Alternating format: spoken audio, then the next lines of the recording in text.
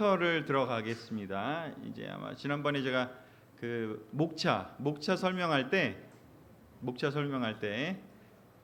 잠깐 설명을 드리긴 했는데 그 중에 이제 이 챕터가 없었는데 생겼습니다. 사람이 어떤 상태에 있느냐를 설명을 했고 그것이 이제 죄라는 단원으로 표현이 되고 그리고 그 다음에 그 죄의 문제를 해결하기 위해서는 십자가라고 하는 하나님의 특별한 그 죄의 문제를 해결할 수 있는 길을 만드시는 일이 바로 십자가 사역이다라고 우리가 공부를 했고요. 그렇다고 하면 그 십자가 사역이 담고 있는 의미를 예전에는 그냥 거기서 끝나서 좀 뭐 그 안에서 얘기하다가 이렇게 넘어갔을 수 있는데 이번 공부에는 따로 이렇게 한 챕터를 떼서 조금 더 디테일하게 특별히 바울이 로마서랑 에베소서에서 이 이야기를 굉장히 길게 하거든요. 그래서 이 내용이 새롭게 들어가 있었습니다. 그래서 좀 예전 공부랑의 차이가 뭐냐면 예전 공부는 제자가 크리스찬이고 크리스찬이 구원받은 사람이고 하니까 제자 크리스찬은 구원받은 사람이다 해서 제자가 되는 게 구원받은 거다라고 해서 이렇게 구원을 약간 제자 결정하는 것이랑 많이 연결을 시켰죠. 먼저. 그런데 이제 이 공부에서는 제자가 뒤로 갑니다. 없어지는 건 당연히 아니고 성경에 분명히 있는 주제이기 때문에. 근데 그 제자의 삶은 구원의 결과로서 시작하는 개념이 되는 거고 구원은 믿음을 통해 은혜로 구원받는 거다라고 하는 그 개념이 이제 더 올바르게 저는 정립이 된 챕터다라는 생각이 듭니다. 그래서 분명히 성경에 로마서, 에베소서에 이거 명확하게 좀 등장하는 부분이기 때문에 이 챕터 믿음을 통해 은혜로 구원받기 이게 영어로는 이제 by grace through faith in Christ, saved by grace through faith 이렇게 표현이 되는데 굉장히 이 단어 by grace와 through faith in Christ 이 세 단어 안에 이 모든 핵심적인 그 구원의 핵심적인 요소들이 잘 녹아 있다라고 볼 수가 있고요. 그 부분에 대한 챕터가 따로 등장을 하게 됩니다. 그래서 이 공부를 먼저 하고 난 후에 그 다음에 이제 회개하고 그 다음에 세례받는 그리고 크리스찬이 되는 제자가 되는 이제 그런 흐름으로 진행이 돼서 훨씬 더 성경에 있는 그 주제들을 더 이렇게 유기적으로 설명할 뿐만 아니라 또 기독교 전체 신학에서도 정통 신학에 또 부합하는 그런 내용이라고 생각이 듭니다. 그래서 오늘은 이제 믿음을 통해 은혜로 구원받기라는 주제에 대해서 좀 설명을 같이 하고 배워보도록 하고 우리가 잘 배워서 잘 이해해서 또 다른 사람들한테 잘 가르쳤으면 좋겠습니다. 자, 시편 103편을 먼저 이 보스턴 교회 교재는 사용하고 있습니다. 그 중에서 제가 8절과 11절을 먼저 그냥 추려서 다 실기에는 너무 방대하기 때문에 8절부터 11절만 핵심 구절만 적어왔습니다. 같이 한번 읽어보겠습니다. 시작. 여호와는 자비롭고 은혜로우시며 쉽게 화를 내지 않으시고 사랑이 풍성하신 분이시니 항상 책망만 하지 않으시고 화를 영원히 품지 않으시리라. 그가 우리의 죄에 따라 처벌하지 않으시고 우리의 잘못을 그대로 갚지 않으시니 하늘이 땅에서 높은 것 같이 자기를 두려워하는 자들에 대한 그의 사랑이 크기 때문이다. 아멘. 시편 103편에서 다윗은 하나님에 대해서 찬양하면서 하나님을 노래하면서 고백을 하고 있습니다. 어떻게 고백하냐면 여호와 하나님은 자비로우시고 은혜로우시다라고 얘기를 하고 그분의 사랑이 너무나 풍성하기 때문에 책망을 안 할 수는 없고 또 우리 배웠죠? 말씀 공부할 때 하나님 말씀은 사람들을 진리로 의롭게 가르치고 또 잘못되면은 리뷰킹도 하고 책망도 하고 또 코렉팅 바로잡기도 하고 또 교정을 해주면서 바로 이렇게 세워준다 이런 표현이 있었잖아요. 근데 그렇게 하기는 하는데 그걸 이렇게 항상 그런 것도 아니고 또 사람들이 잘못이 있을 때 진리로 그 부분을 교정하지만 그렇지만 그 부분을 사람들에게 그냥 전가하는 데서 끝나는 것이 아니라 사람들이 죄는 있지만 또 처벌도 하시고 책망도 하시지만 또 바로잡기도 하지만 그 우리의 잘못을 그대로 갚지는 않으시고 우리가 여기 뒤에 이제 13절 14절 이렇게 보면은 사람이 풀과 같은 존재다라고 얘기하면서 인간이 얼마나 이렇게 피조물로서 연약함이 있는지, 그 나약함이 있는지, 그리고 한계가 있는지를 이렇게 찬양하면서 그걸 아시는 하나님이기 때문에 하나님이 은혜로 우리를 대하신다라는 이야기를 찬양을 또 고백을 하고 있습니다. 그래서 우리가 죄가 있지만 그 죄를 우리가 해결할 수 없는 부분에 대해서는 우리한테 다 떠넘기지 않으시고 하나님께서 대신 그 부분을 처리를 해주신다라는 그 부분을 노래를 하고 있는데 이 챕터에 맞는 시편이지 않을까 생각이 듭니다. 그래서 하나님의 어떤 분이신지를 좀 노래를 한 후에 이제 그 예수님이 비유를 들었던 두 가지 비유를 통해서 예수님이 이 은혜에 대해서 하나님의 마음, 하나님의 자비로우시고 은혜로우신 마음에 대해서 두 가지 그 예수님이 들었던 비유를 보여드리고 있습니다. 그 중에 첫 번째가 누가복음 15장에서 나오는 그 아버지의 마음. 뭐 여러 번 말씀드렸지만 탕자의 비유라기보다는 이 부분은 사실 아버지의 마음이 더 핵심 주제인 것이죠. 은혜로운 아버지의 마음. 이 집 나간 아들, 아주 못되게 집 나간 아들이 있잖아요. 다 아시다시피 그 아들이 집을 나가서 너무 고생을 하고 그리고 거기서 몇 년 동안 아주 그냥 본인이 하고 싶은 거 다 하고 흥청망청 다 하잖아요. 그리고 나서 자기가 뉘우치고 돌아오는데 그 돌아올 때까지 그 아버지는 그냥 매일 오늘 오나 내일 오나 또 그 다음 날도 계속해서 그 아들이 언젠가는 돌아올 걸 기대하면서 거기서 집 앞에서 계속해서 아들을 기다리고 있던 것처럼 하나님의 마음이 그렇다는 거죠. 분명히 아들이 잘못했지만 하지만 모든 우리 자녀를 키우신 분들 알지만 그렇죠? 괘씸할 때 있지만 그렇지만 부모의 마음은 그렇잖아요. 근데 우리가 부모로서 인간인 우리도 자녀들을 대할 때 그런 어떤 애틋한 마음들이 있고 언제나 끝까지 감싸고 사랑할 수밖에 없는 그 자연스럽게 생기는 그 마음들이 있는데 그 마음이 어디서 왔나? 사실 하나님한테 온 거죠. 그렇죠? 근데 이제 우리가 그 정도라면 하나님은 얼마나 더 그 마음이 크실까라는 거죠. 때때로 제가 그 자녀들을 만나보면 부모님에 대해서 아주 현란하게 얘기하는 자녀들이 있긴 하거든요. 그러면 진짜 제가 들어도 정말 너가 나중에 부모가 돼봐라 막 제가 속으로 들으면서도 막 그 생각이 들기는 하지만 아직 뭘 잘 몰라서 저렇겠구나 하고 생각이 들지만 그렇지만 자녀들은 뭐 우리도 그랬을 수 있잖아요. 사실은 어렸을 때 우리의 부모에게 그 사랑이 내리사랑이라고 한 것처럼 이렇게 자기가 그 자리에 가보지 않으면 사실 알 수 없는 그런 부분이 있는데 이 사람이라는 존재가 그렇다는 거죠. 그래서 아들이 돌아오자 정말 환영해 주는 그 아버지의 모습을 보면서 하나님의 사랑이 결국은 우리를 구원의 길로 인도하시고자 하는 그 큰 사랑이 이 하나님 마음에 이 예화에 너무나 담겨 있다라는 것이죠. 또 하나 이제 두 번째 그 예수님이 든 여러 비유 중에 하나가 그런 하나님에게 다가갈 때 우리가 가져야 될 태도에 대해서 또 하나 예시를 드는데 이 바리새파 사람의 기도하는 모습과 그리고 이 세무원 죄인이라고 느끼는 스스로 세무원의 그 기도를 비유 들으면서 하나님이 어떤 기도를 받으시겠냐라고 얘기를 합니다. 그래서 제가 요즘에 하도 많이 해서 이거 재미나이로 제가 이거 해달라 그랬더니 이렇게 해줬는데 적절하게 된지는 모르겠지만 하여튼 바리새파 사람은 자기가 뭘 잘했나 스스로 이렇게 의롭다고 얘기를 하잖아요. 나는 뭐 이것도 했고 나는 이런 율법도 지켰고 나는 이런 헌금도 했고 하면서 여러 가지를 얘기하면서 하나님 제가 이런 걸 했으니 저를 받아주세요라고 얘기를 하잖아요. 그리고 세무원은 하나님 저는 하나님 앞에 얼굴들 그런 자격도 없습니다.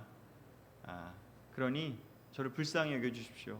받아주실지 안 받아주실지조차도 하나님께 달려 있습니다. 저는 그저 하나님의 자비를 구할 뿐입니다. 라고 얘기를 하는데 예수님께서 이 둘 중에 과연 하나님이 누구의 기도를 들어줄 것이냐라고 얘기를 물어보시면서 결국은 하나님이 들어주시는 기도는 저 자신의 죄를 인정하고 하나님의 은혜를 구하는 사람의 기도를 하나님이 들어주신다라는 것을 예수님께서 가르쳐 주시는 것이죠. 이게 바울도 그 로마서의 구조를 보면 로마서 시작할 때부터 보면 바로 이 이야기를 하고 있습니다. 첫 번째 얘기가 뭐였냐면은 사람들이 그 철학이 발달하고 지혜가 발달하고 또 능력이 발달했던 그 로마 교회에 있는 그 로마의 사람들, 이방인들이었던 그 당시에 제국의 수도였잖아요.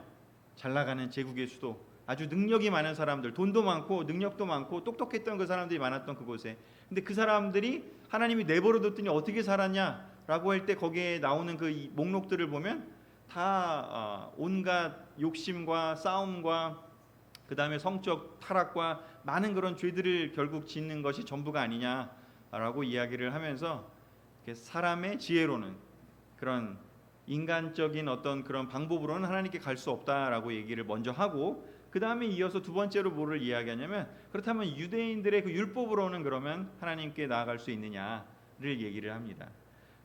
그 율법을 지켜서도 갈 수 있다고 유대인들은 그 로마 사람들을 비웃었고 저 방식으로는 안 되라고 얘기하면서 우리는 저 방식이 아니라 하나님이 율법을 주셨기 때문에 율법을 지켜서 하나님께 갈 수 있어 라고 얘기를 또 하죠. 하지만 바울은 그것도 해답은 아니야 라고 얘기를 합니다. 그렇죠? 그것도 해답은 아니야 라고 얘기를 하면서 3장, 4장, 이렇게 5장 넘어가면서 바울이 얘기하고 싶은 건 뭐였는지 바로 예수님이 이 비유에서 얘기한 것처럼 하나님께 나아가려는 사람들이 필요한 것은 무엇이냐? 그런 무언가 인간의 노력으로는 그것은 불가능하다라는 것을 계속해서 이야기를 하고 있습니다. 그래서 5장, 6장, 7장 넘어가면서 이렇게 아브라함의 예를 들면서도 얘기를 하면서 사람의 힘으로, 사람의 노력으로는 하나님과 회복되는 건 어렵다. 그러면 우리는 어떻게 하나님께 나아갈 수 있느냐를 얘기를 하는데 로마서에서 이렇게 길게 논증했던 것을 에베소서에서는 이거를 짧게 2장에서 한 10개의 구절로 아주 요약해서 딱 정리를 해두고 있습니다. 그래서 이 공부의 핵심은 로마서 2장 1절부터 한 10절 정도가 핵심입니다. 이 로마서 2장 1절 10절을 진짜 깊게 여러분이 묵상을 오래 하신다면 바울의 그 설명에 모든 것들이 다 녹아져 있고 이 공부도 바로 이 구절만 잘 이해한다면 사실상 끝난 것이다 라고 볼 수가 있습니다. 그 중에서 저도 너무 기니까 제가 4절, 5절, 7절, 8절만 이렇게 끊어서 왔는데 같이 한번 읽어보겠습니다. 가능하시면 뭐 이렇게 토시 하나까지는 아니겠지만 그래도 큰 틀에서는 여러분이 외우셔도 좋을 것 같습니다. 시작. 그러나 자비가 풍성하신 하나님은 우리를 무척 사랑하셨기 때문에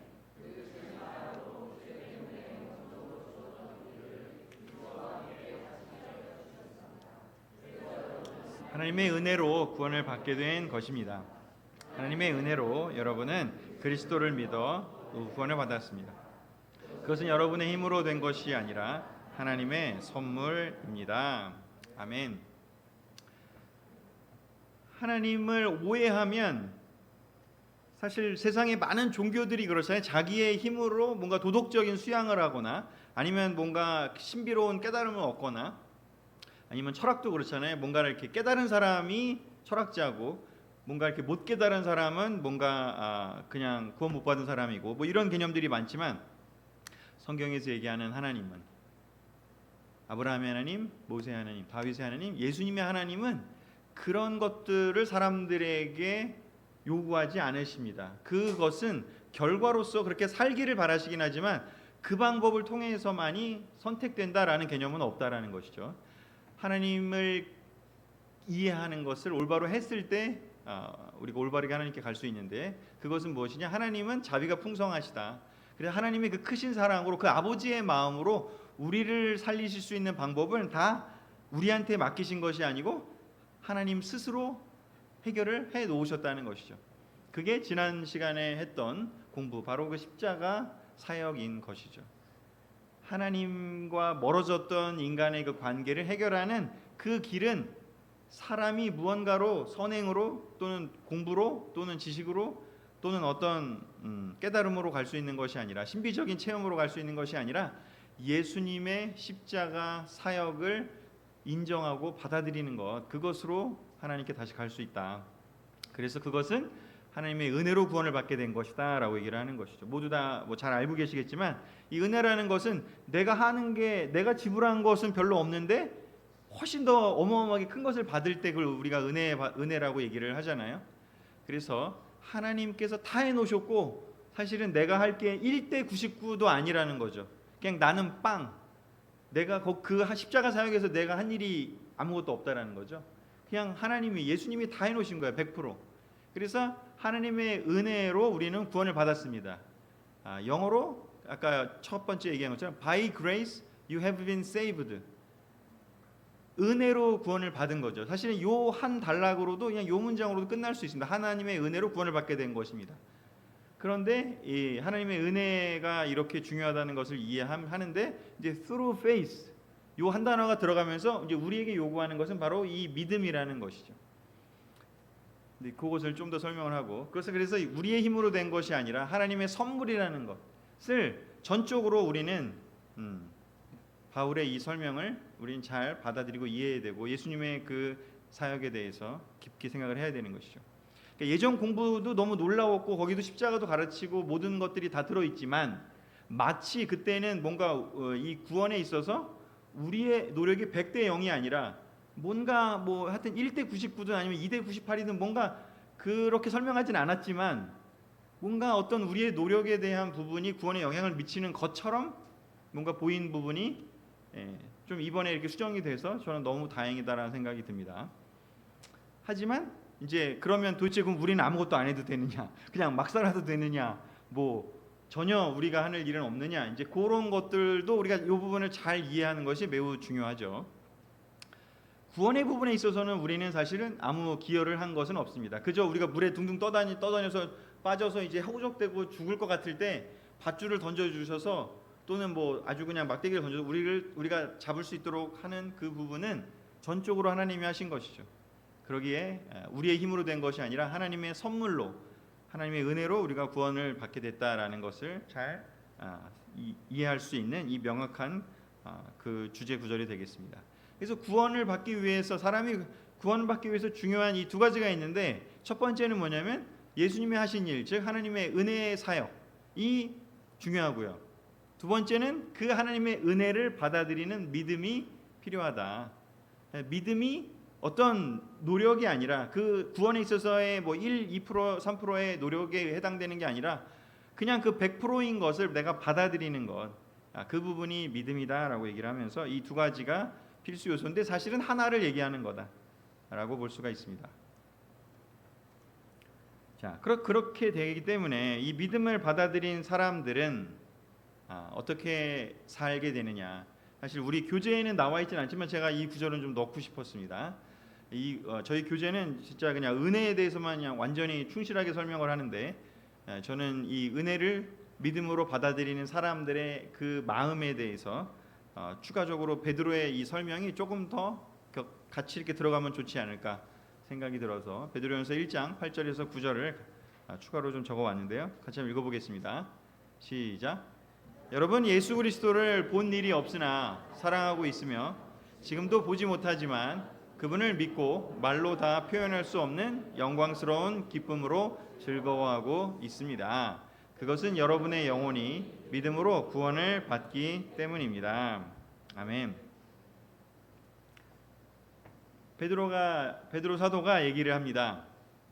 아니 나랑 12 사도들은 예수님을 직접 만났고 그 예수님의 놀라운 말씀을 직접 들었고 예수님의 놀라운 그 기적도 봤고 또 심지어 부활하신 예수님을 만나서 같이 물고기 조식도 먹고 그리고 놀라운 또 그 하나님 나라에 대한 이야기도 40일 동안 듣고 또 마지막 온 세상에 나가서 증인이 되어달라고 하는 예수님의 부탁도 들었고 그런 놀라운 많은 경험을 했기 때문에 나는 그 기쁨을 내가 했던 그 경험을 너무너무 간직하고 있고 생생해서 나는 정말 너무 죽을 때까지 너무 기쁘고 너무 행복할 것 같다라고 사실 하는 것이죠. 하지만 여기서 베드로가 너무 놀라고 있어요.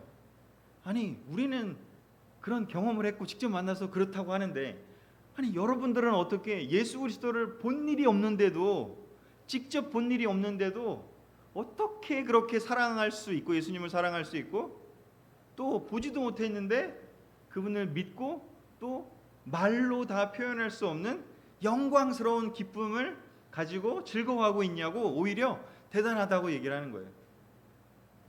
베드로 대단한 거예요. 아까 우리 이경훈 형제가 부석사를 갔다 온 기쁨을 표현했잖아요. 직접 갔다 왔으니까 너무나 생생하게 한번 우리 보고도 가보라고 얘기를 하잖아요. 근데 사실 우리는 거기 안 가봤으니까 그냥 그런가 보다, 좋았나 보다, 그냥 그러고 넘어갈 수 있잖아요. 근데 여기 나온 것처럼 베드로는 그런 경험을 했어요. 근데 왜 믿음이 필요할까? 구원에 있어서 그 through faith가 왜 필요할까? 왜냐하면 예수님의 사역이 구원의 100%인데 그거를 직접 경험하고 직접 생생하게 보고 느끼고 들을 수 있는 사람은 인류 역사상 고린도전서 15장에 의하면 그 부활을 목격한 사람은 500여 명이라고 하거든요. 또는 바울처럼 환상 속에서 예수님이 나타나셔서 바울아 바울아 라고 얘기를 들을 수 있는 몇몇 소수잖아요.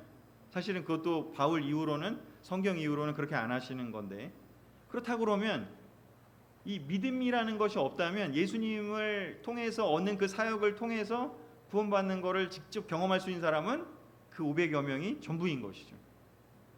그렇잖아요? 직접 경험은 안 되니까. 그래서 믿음이 중요하다는 것이죠. 베드로가 얘기하는 것처럼 본 일도 없고 직접 경험을 못하지만 믿음이라는 것을 통해서 그 본 사람들의 이야기를 듣고 또한 성경에 있는 그 긴 스토리들과 여러 증거들을, 그 팩트들, 그 사실들, 역사적인 일들, 그런 걸 통해서 우리에게 전해진 것을 우리가 믿는다는 것. 믿는다는 건 보이지 않는 것을 바라보는 것이고 직접 경험하지 않는 것들을 우리가 그것을 확신을 가져가는 것이 믿음이라면, 이 믿음이 아니라면 이 하나님의 사역을 우리의 것으로 받아들일 수는 없는 거죠. 그래서 우리 모두는 믿음으로 은혜를 받아들일 수밖에 없는데, 그런 사람들이 이 은혜를 느꼈을 때에 이 베드로가 지금 표현하는 것처럼 말로 다할 수 없는 영광스러운 기쁨을, 사람들이 구원의 기쁨을 누리고 있다고 얘기를 합니다.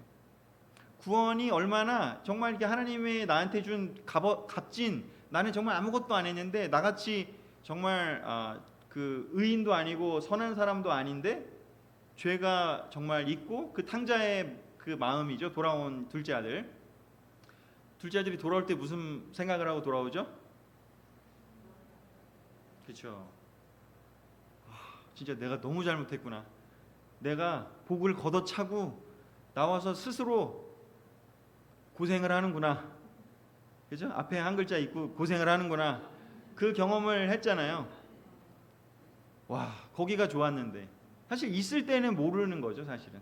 근데 거기를, 그 좋은 아버지의 집을 떠나서, 아버지의 품을 떠나서 그 나와서 정말 살고 나서 하는 말이, 와, 내가 정말 잘못했구나. 아버지의 돌아가시지도 않은 분한테 내가 유산을 달라 그래서 그걸 내가 다 쓰고 그냥 흥청망청 써버리고 이제는 그 집을 돌아간다면 내가 아들이라고 불릴 자격도 없다 하는 마음으로, 정말 내가 정말 죄인이라는 것을, 내가 정말 잘못했구나를, 하나님하고 그 관계를 끊어버리고 나온 게 얼마나 큰 실수인지를 제대로 알면 알수록 돌아가는 그 마음은 어떤지 정말 전적으로 아버지께 맡깁니다. 저를 처분하실, 어떻게 처분하셔도 저는 상관없습니다. 아들이 아니라고 해도 상관없습니다. 제가 종이 되어서라도 좋으니 마음대로 해도 아무 상관없습니다. 그냥 제가 일단 아버지께로 가겠습니다 하는, 진짜 비워진 마음, 빈 마음을 갖고 돌아가잖아요. 아무것도 주장할 수 없는 마음. 그래서 그런 마음을 정말 가진 사람들이기에 그 사람들은, 베드로가 지금 얘기하는 그 사람들은 누군지 그 1장 1절 2절에 보면 이렇게 막 퍼져 있는 그 사람들을 얘기하잖아요. 제자들을, 크리스천들을. 근데 그들이 느끼고 있는 그 말로 표현할 수 없는 영광스러운 기쁨이 바로 그런 것인 것이죠. 이게 구원이 그만큼 값어치 있는 것이라면, 그리고 내가 구원받을 자격이 정말 없는 것이라는 것을 정말 깨닫는다면, 정말 이 말로 표현할 수 없는 영광스러운 기쁨이 우리 안에 넘쳐날 수 있는 것이죠. 그래서 크게는 하나님이 하신 일을 생각하고, 두 번째는 내가 했던 일도 또한 바라본다면, 이 두 가지가 합쳐질 때 말로 다할 수 없는 영광스러운 기쁨이 구원받은 사람들에게는, 하나님의 은혜를 대하는 사람들에게는 존재합니다. 그래서 우리 크리스천 삶에는, 특히 예배에는, 크리스천 삶에는 저는 이 세 가지, 추가적으로 이 세 가지의 놀라운 감탄과 감격과 감사가 있어야 한다고 생각이 듭니다. 하나님의 위대하심과 하나님의 선하심에 대한 감탄이요. 시편의 거의 한 7, 80%가 이 부분을 얘기하지 않습니까? 하나님의 위대하심을 찬양하고 하나님의 선하심을 찬양하고 하나님이 어떤 분인지를 노래합니다. 와우, 하나님이 그래서 영어 찬송에서 God is good. 우리 그 외국 컨퍼런스가 나가면 형제들이 진짜 그런 찬양, 그런 감탄사 정말 많이 쓰거든요. God is good, God is good, God is good. 막 얘기해요 정말. 하나님의 선하심에 대해서, 하나님이 객관적으로도 선하신 뿐 아니라 내 삶에서 주관적으로도 선하신 그 하나님이라는 것을 정말 그것에 대한 감탄이 있는 거죠. 그리고 두 번째, 예수님을 통한 그 십자가의 사역을 통한 그 나를 구원해 주신, 정말 이 구원이 얼마나 사실 위대하고 놀라운 것입니까? 근데 그것에 대한 감격이요. 감격, 말로 다 할 수 없는 영광스러운 기쁨이, 좀 한자로 어려운 한자지만 이걸로 하면 아주 감격이지 않을까. 이 예수님을 통한 구원에 대한 감격이 우리 삶에 이 기쁨의 원천이 되어야 되는 것이죠. 그리고 세 번째는 이 부분들이 다 은혜라는 것을 이해할 때 그 은혜로 누리게 되는 그 다음의 삶이요. 성령님이 내주해 주시고 성령님이 내 안에 들어오셔서 이제는 죄를 이길 수 있는 힘을 주시고, 그리고 나서 우리가 하나님 말씀을 또 배우면서 새롭게 살아갈 수 있는 그 힘을 주시잖아요. 그것들을 누릴 수 있는 게 사실 자격이 없는 사람인데, 그 둘째 아들 돌아왔을 때 다시 입혀주고 다시 옷을 주고 다시 먹을 걸 주고 다시 아들의 지위로 세워주시잖아요. 그때 그 아들이 느끼는 그 하루하루 살면서 얼마나 감사했을까. 그죠? 아들이 돌아와서 아버지에게 무릎 꿇었을 때 아버지가 다시 무슨 소리냐, 너는 내 아들이다라고 할 때 그 감격, 그리고 그 하루하루 살면서 와우, 이거 정말 아버지의 은혜다 하면서 누리는 감사요. 그래서 크리스천 삶에는 이 은혜를 누리는 사람, 이 제대로 이해하고 제대로 받아들였다면, 믿음으로 제대로 받아들인 사람에게는 저는 이 세 가지가 있다고 생각이 듭니다. 하나님에 대한 감탄, 예수님에 대한 감격, 은혜에 대한 감사요. 여기에 우리의 감사와 우리의 어떤 그 지금 실제 생활에서의 느끼는 것과는 너무 큰 차이가 있지 않나요? 우리는 뭔가 무슨 일이 잘 돼야 감사하고, 뭔가 내가 원하는 게 이루어져야 감사하고, 실제 삶에서 뭔가가 이렇게 벌어져야 감사하는데, 그것들은 성경에 사실 얘기하고 있지 않습니다. 그건 그냥 보너스고 덤이고 근원적이고 본질적인 것을 성경은 얘기하고 있다는 것이죠. 그래서 그 부분이 회복이 돼야, 100%인 그 부분이 회복이 되고 나머지를 덤으로 여길 줄 아는 삶이 돼야, 우리가 크리스천 삶에서 사탄이 우리를 공격해가는 이 세상에서의 삶에서 우리가 이 말로 다 할 수 없는 기쁨, 그리고 예수님이 요한복음에서 얘기하신 그 영원히 샘솟는 샘물, 그리고 영원히 배고프지 않는 그 빵, 그 떡, 그 밥, 그 예수님을 먹으라고 한, 그래서 너는 결코 굶주리지 않을 거다고 한 그 부분이 생기려면 바로 이 은혜에 대한 믿음으로 은혜를 올바르게 받아들이는 것이야말로 그 본질적인 에너지원이 될 것이고 본질적인 기쁨의 근원이 될 것입니다. 아멘.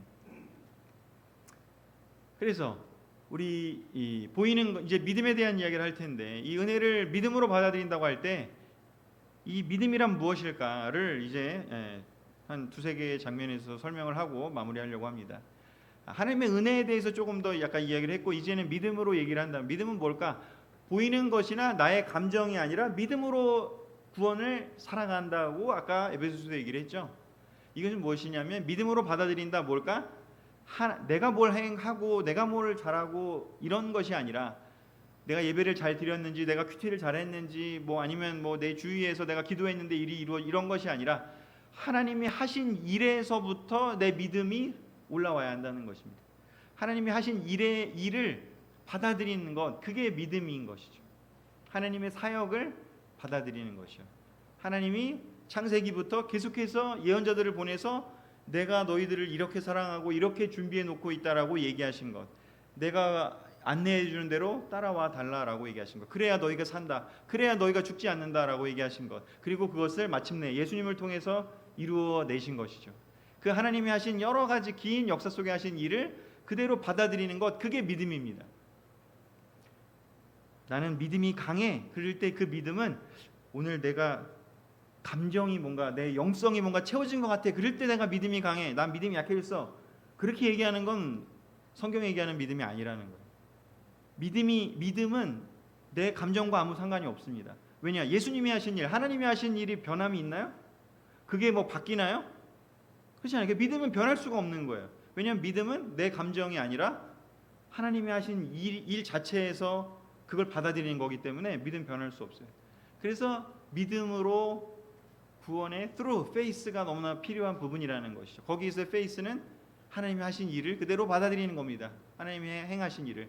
그리고 그 믿음을 받아들이게 될 때 우리 다음 공부들에서 예상이 되는 부분이지만 예수님과 연합을 할 수 있게 되고, 그리고 성령님이 우리 안에 들어오셔서 그 믿음을 가진 사람의 그 믿음으로 그 다음 삶을 살아갈 수 있도록 도와주는 것이죠.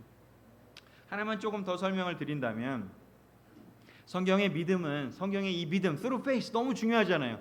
은혜와 faith, grace and faith, 이 정말 중요한 개념이잖아요. 그래서 이 믿음에 대해서 우리가 올바로 잘 이해하는 게 너무 중요합니다.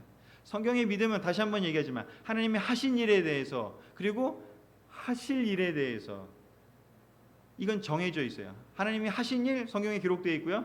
하나님이 하실 일 성경에 기록되어 있습니다. 예언되어 있습니다. 그것은 변하지 않습니다. 그것에 대해서는 성경을 읽으면 받아들일 수 있어요. 우리는 믿음으로. 직접 경험하지 않았지만 성경을 통해서. 그래서 여기서 이 믿음을 좀 제가 네 가지랑 구별을 하면 조금 더 이해하기 쉽지 않을까 해서 좀 적어왔는데, 첫 번째, 믿음은 미신하고 다르잖아요. 미신은 뭐냐면 없는 걸 믿는 거예요. 없는 걸. 그렇죠? 없는 거를 실제로는 없는데 있는 것처럼 생각하고 믿는 게 미신이잖아요. 하나님이 하신 일을 믿는 거랑은 차원이 다르죠. 하나님은 계시고 그분이 하신 일은 명확하니까. 두 번째는 맹신이에요. 맹신. 무조건 믿는 거예요. 모르고 그냥 믿는 거예요. 그냥 내 친한 친구가 얘기하니까, 내가 너무 사랑하는 사람들이 얘기하니까, 내가 너무 존경하는, 뭐라고 해야 될까? 하여튼 뭐 목사님이 됐던 하여튼 그런 사람들이 하니까 그냥 믿는 거. 성경도 안 보고 그렇게 된다면 그거는 맹신이 되겠죠. 그래서 사실 이단이 위험한 거 아닙니까? 그냥 교주가 한 말을 듣고 따라가는 것이기 때문에. 그래서 성경을 통해서 믿는 것과 맹신은 이게 완전 반대가 되는 거겠죠. 그리고 세 번째는요, 광신이죠. 광신은 성경에 얘기하는 믿음하고 또 너무 다른 것이죠. 광신은 뭐냐? 자기 멋대로 믿는 거죠. 광신은 자기 멋대로 믿는 거예요. 성경에 써 있는 것을 그대로 받아들이는 게 아니고, 성경에 써 있는 것과는, 성경이 아무리 읽었다 하더라도 그냥 그건 상관없고, 읽기는 했어. 하지만 상관없고 내가 생각한 대로 믿는 거예요. 이럴 거야. 내 생각대로 믿는 것이요. 거기에서 많은 광신이 등장하게 됩니다. 그리고 이제 이 세 가지, 앞에 세 가지는 전통적으로 이게 약간 종교적인 사회에서 반작용, 부작용이라면, 현대 사회에서는 사실 믿음이 강하다, 그 시크릿 이런 것들 나오는 것처럼 자기 확신, 자기 의지, 나는 성공할 거다를 계속 믿고 그것을 말하고 그것을 계속 확신하면 성공할 거다, 이런 얘기들 많이 하잖아요. 근데 그것은 사실은 자기 확신, 자기 의지, 자기 느낌을 강화하는 자기 최면, 자기 쇠뇌, 그런 개념의 믿음이지 성경이 얘기하는 믿음은 아니라는 것이죠. 성경이 얘기하는 믿음은 내 확신, 내 의지, 내 감정이랑은 아무 상관이 없다. 왜냐하면 하나님이 하신 일에 대한, 하나님이 하실 일에 대한 그것에 대한 믿음이, 그것을 받아들이는 게 믿음이기 때문에 내 확신, 내 의지랑은 아무 상관이 없다. 그죠? 그냥 내가 감정이 조금 다운된 건 그냥 내가 감정이 다운된 거지, 내가 믿음이 약해질 이유는 전혀 없는 거예요. 아무 상관이 없다는 거예요. 내 믿음하고는. 근데 상황이 좀 안 좋아서 조금 힘든 거는, 그건 내 상황이 안 좋아서 그냥 감정이 힘든 거지, 믿음의 문제랑은 아무 상관이 없다는 거예요. 하나님이 하신 일이 변함이 없기 때문에. 그래서 through faith가 너무너무 중요합니다.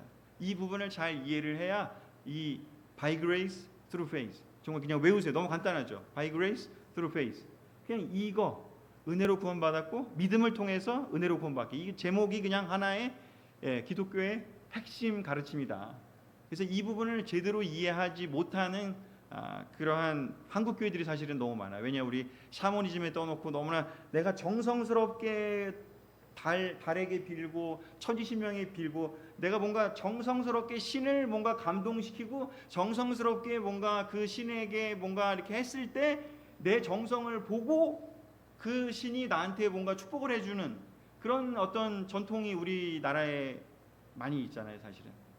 그렇게 되면 어떻게 돼요? 그 신은 그래 얼마나 나를 감격시키나 한번 보자. 얼마나 나한테 잘하나 보자. 얼마나 나한테 정성을 쏟는지 보자. 네가 정성을 쏟는 만큼 내가 해줄게. 하나님이 그런 분이신가요? 그렇지 않잖아요. 하나님은 그냥 그 아까 보신 그 아버지, 그냥 모든 사람에게 똑같이 은혜를 베푸시고 사랑하시는 분이기에 우리가 사실은 그렇게 기도하면 안 되는 것이죠.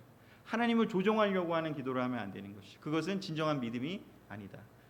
진정한 믿음은 그냥 하나님이 하신 일, 변함없이 하신 일, 성경에 그 하신 일을 찬양하면서 아까 보여드린 것처럼 하나님에 대한 하나님의 하신 일, 하나님의 위대하심, 하나님의 선하심, 하나님의 놀라운 사역에 대한 감탄, 그리고 예수님이 하신 일에 대한 감격, 그리고 내가 지금 누리게 되는 이 놀라운 구원의 삶, 구원받은 자의 삶, 그 초대교회 형제자매들이 누렸던 그 삶, 그리고 지금 내가 겪는 여기서 경험하는 것들. 비록 인생은 조금 고달프고 삶은 때론 굶주림과 지치고 힘들지만, 그렇지만 하나님께서 하신 일은 변함이 없고 그의 약속은 반드시 이루어질 것을 확신하는 것. 내 확신이 아니라 하나님이 하실 일에 대한 확신이요.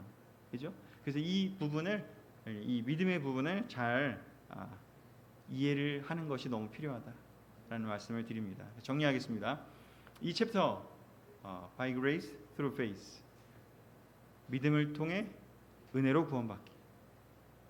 정리하겠습니다. 죄로 죽었던 사람의 영적 회복을 위한 하나님의 이 크신 구원의 계획을 그냥 십자가의 그 사역을 배우는 걸로만 끝나는 게 아니라 그 부분을 잘 설명을 하는 부분이 필요한데, 바울이 그 부분을 너무나 놀랍게 잘 설명을 했다. 로마서와 에베소서에서 너무 잘 정리했고, 물론 다른 성경 서신서에도 잘 나와 있지만 특별히 그 두 개의 성경책에 너무너무 긴 장들을 할애해서 너무 잘 설명하고 있다.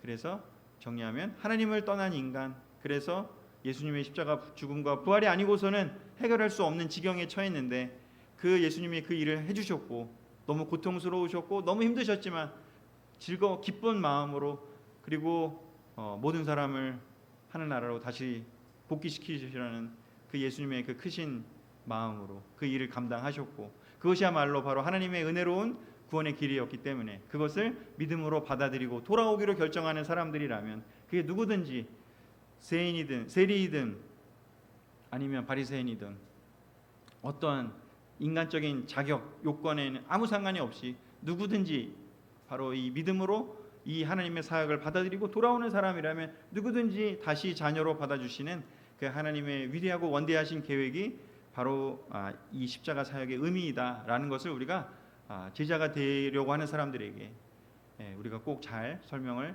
해줄 필요가 있다고 생각이 듭니다. 예전에 참 이 이야기들을 사람들에게 많이 했더라면 얼마나 좋았을까라는 저는 생각을 합니다. 어제도 제 대학 때 같이 지금 현재 우리 교회에 남아 있는 대학 때 같이 믿음의 삶을 살았던 지금 다른 지역 교회에 있는 사람 형제들하고 자매들하고 같이 시간을 보내면서 식사를 했는데, 그 떠난 친구들에 대한 얘기들을 또 많이 했어요. 또 누구는 누굴 만나고 있고 막 이러니까 참 그 떠난 친구들을 생각하면 저는 정말 이 구원의 이 놀라운 이 은혜에 대한 이 By Grace Through Faith를 우리가 정말 더 많이 얘기했더라면 어땠을까라는 생각이 너무 들었습니다. 우리 새로운 제자가 되려는 사람들에게, 크리스천이 되려는 사람들에게 우리가 이 놀라운 하나님의 구원의 계획을 우리가 먼저 느끼고 그리고 또 우리가 잘 전해줬으면 좋겠습니다. 말씀을 마치겠습니다.